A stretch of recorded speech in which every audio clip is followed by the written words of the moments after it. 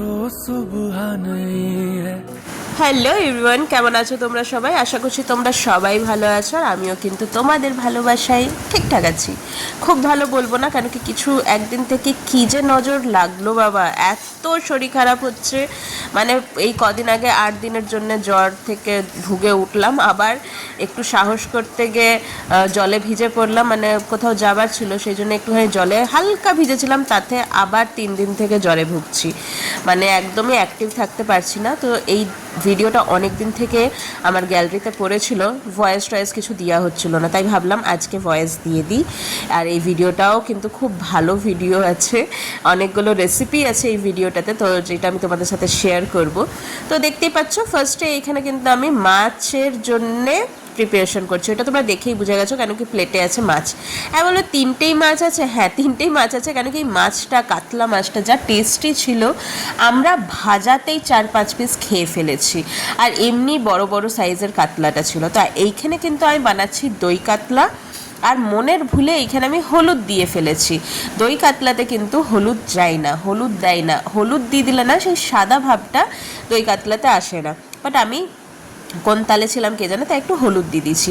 আর এটা ছিল আমার সিক্রেট মশলা। আর এই যে পেঁয়াজটা যেটা দেখলে, ওইটা আমি বেরেস্তা করবার জন্য উঠিয়ে রেখেছি, ওইটা পরে দেবো। দেখো এখানে দিয়ে দিয়েছি ফেটানো দই, আর ভালোভাবে কিন্তু দইটাকে নেড়ে নিচ্ছি, কেন কি দই যদি দিয়ে পরে হাই আঁচ রাখবে আর যদি নাড়াবে না ঠিকভাবে না, তো একদম কিন্তু ছানা কাটা কাটা হয়ে যায়। তো ওইদিকে তো আমার মাছ রান্না চলছিল, এইদিকে দেখো খাসির মাংস আছে, যেটা করে নেওয়া হয়েছে ভালোভাবে ম্যারিনেট। হ্যাঁ, টাইফয়েড, মানে স্লাইট টাইফয়েড দেখা দিয়েছিলো, তো ওইটা হওয়ার পর থেকে আমার কিন্তু মাংসর প্রতি খুব অরুচি ধরে গেছে, তাই আমি তো মাংস খাবো না। তাই কিন্তু এই মাছটা শুধুমাত্র আমার জন্য হচ্ছে, মানে এই পুরো 3 পিসটা কিন্তু আমি খাবো, মানে আমি খেয়েছিলাম। তো এখন তো দেখে জিভে জল আসছে, কিছু আর বলার নেই। তো দেখো আমার মাছ কিন্তু পুরোপুরি কমপ্লিট হয়ে গেছে। আর কী যে সেন্ট উঠছিল, মানে যদি ফোনের থ্রুতে সেন্টটা তোমাদের তক্ক পারতাম না পাঠাতে, তো আমি পাঠিয়ে দিতাম। এইখানে হাজব্যান্ড মশাই মাংস রান্না করছিল, কেন কি মাংস খেতেও পারছি না, আর মাংসর গন্ধটা মানে আমি নাকে তক্ক নিতে পারছি না, আমার এত প্রবলেম হচ্ছে মাংস দেখে। তো বাদ দাও, এখানে কিন্তু আমি আরেকটা জিনিস বানাচ্ছি, সেটা হচ্ছে তেল।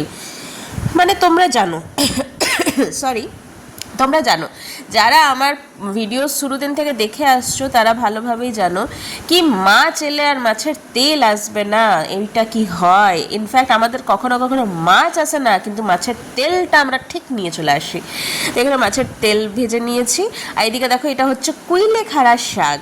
তো এই শাকটা 50 টাকাতে পেয়েছে আমার হাজব্যান্ড, কেন কি আমার শরীরে অল্প মাত্রা রক্ত কম আছে। দিন রাত স্বামীর রক্ত চুষে খাচ্ছি আমি, মানে ওকে পরেশান করে দিই, তারপরেও শরীরে রক্ত কম কী করে হয়ে যাচ্ছে বুঝতে পারছি না আমি। ও কিন্তু অবাক আছে, বলছে তুমি আমার মাথা খাচ্ছ, তুমি তোমার এখানে রক্তর কমে যাচ্ছে। তো যাই হোক, এটা আমাদের দুজনের একটুখানি বদমাশি চলতে থাকে। চলো, কোনো ব্যাপার নেই, সেটা আমরা দুজন এমনিভাবেই কিন্তু একের ওপরকে একটু টিজ করতে থাকি। ও করে না, ও একদম মানে ওই বলবো না গোগলি পোকার মতন এক জায়গায় পড়ে থাকে, ও কিছু করে না, যা করার আমি বদমাশিটা করি ওর সাথে। তো এখানে দেখো খাবার টাবার কিন্তু বেড়ে নিয়েছি। ফার্স্টেই মাছের তেল দিয়ে খাবো, তো ওকে দিয়ে দিচ্ছি মাছের তেলটা। আর একবারে আমরা পাতে সাজিয়ে কখনোই বসি না, আমরা সবটা খাবার সাথে নিয়ে বসি, আর তারপরে একটু একটু করে সবগুলো একটা করে কমপ্লিট হয়, তবেই কিন্তু আরেকটা পাতে পড়ে। এইটাতে কি হয় না, অনেকেও দেখবে খাবার নিয়ম জানে না, যেমন কি আমার হাজব্যান্ড, ওকে করলা দাও সব কিছু, ও আগে কিন্তু অন্য কিছু দিয়ে স্টার্ট করে। ওই জন্য আমি এই জিনিসটা করি কি, আমি এক এক করে জিনিস দিই, ওইটা শেষ হবে তবে আরেকটা পাতে পড়বে। তো আমার কিন্তু একদমই মন ছিল না এই শাকটা খাবার, তাও ফার্স্টে আমি এই শাকটাকে চটকে মোটকে খাবার চেষ্টা করছি, কেন কি এই শাকটা খেতে না আমার একদম ভালো লাগে না, কে জানে কেন এই শাকটা টেস্ট আমার একটুও ভালো লাগে না। তাও কিন্তু শরীরের পক্ষে অনেক ভালো, অনেক গুণ, তাই খেয়ে নিচ্ছি, মানে চোখ নাক বন্ধ করেও। তারপর এখানে দেখো মাছটা দিয়ে দিচ্ছি। তো 3টে মাছ কি মানে মুখের কথা খাওয়া, তাও বলছে আমি নেবো না। তাহলে নাও, আমি কি পারবো 3টে এত বড় বড় সাইজের মাছকে আমি খেতে পারবো? আমি খুব জোর একটা মাছ খাবো। তো বলছে ঠিক আছে, তুমি আবার রাতে খেয়েও নাই, তুমি তো মাংস খাবে না। তাহলে ঠিক আছে, খাবে না যখন তাহলে আমি জোর করবো না, কোনো ব্যাপার নেই, আমি খেয়ে নেবো রাত্রেবেলা। এইখানে দেখো মাছের তেল দিয়ে কিন্তু আমিও খেয়ে নিয়েছি। খাবার পরে আবার কিন্তু এখানে ওকে মাংসটা দিয়ে দিচ্ছি, কেন কি আমি ওকে বললাম মাংসটা নিজে থেকে নাও আর ভালো লাগছে না। বলছে না না আমাকে মাংসটা তুমি বাটিতে করে একটু দিয়ে দাও। তো ওকে দিয়ে দিলাম। ওইদিকে আমার ছেলে দেখো ডিগবাজি দিয়ে উল্টে আছে, ও থার গাড়ির ওপরে পা চাপিয়ে, ওর তো এগুলো চলতেই থাকে। ওইদিকে মাংসটা নিজেই রান্না করেছে, নিজেই একদম পঞ্চমুখ হচ্ছে নাম করে। এদিকে স্যালাডটা দিয়ে দিলাম ওকে, আমিও একটু স্যালাড নিয়ে নিলাম, যেহেতু আমার স্যালাড খেতে খুব বেশি ভালো লাগে, তাই একটু তো না অনেকটাই স্যালাড নিয়েছি, হ্যাঁ দেখা যাচ্ছে। তারপরে দেখো এখানে মাছটা নিয়ে নিয়েছি, আর মাছটা এখন ভালোভাবে মেখে খাওয়া। ভাজা খেতে যা লেগেছিল না, মানে এত বড় কাতলা, মানে অনেক বড় কাতলার সাইজ ছিল, আমি একদম বুঝতে পারছি, বিকজ আর চর্বি ছিল না মাছটার মধ্যে।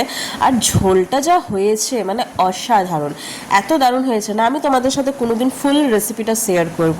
মানে আমি যেভাবে বানাই এমনিভাবে তোমরা একবার বানিয়ে দেখবে, এতটা টেস্টি, এতটা অসাধারণ হয় এই মাছ রান্নাটা। তোমরা যতই মাছ রান্না জানো না কেন, আমার এই রেসিপিটার আগে তোমাদের সবারই মাছ রান্না কিন্তু একদম মানে হার মেনে যাবে। আমি তোমাদের সাথে নিশ্চয়ই একবার শেয়ার করবো আমি কিভাবে এই মাছ রান্নাটা করি, তোমাদের সবাই ভালো লাগবে। একটুখানি আজকে বলো মুফাট হয়ে গেছি, খুব নাম করছি নিজের, কেউ তো আর নাম করছে না, নিজের নাম নিজেই করে পরে খুশি হয়ে যাচ্ছি, বুঝতে পারলে। ও তো দেখলে মাছটা নিল না, ঝোলটা খেয়ে নিজের নাম নিজেই করলাম। এই দেখো মাছ রান্নার কিছু ফটো তুলেছিলাম, ভাবলাম তোমাদের সাথে শেয়ার করি, কেমন লাগছে দেখতে, ভালো লাগছে না, দারুণ লাগছে না? ওয়েট করো, খুব জলদি রেসিপি দেবো।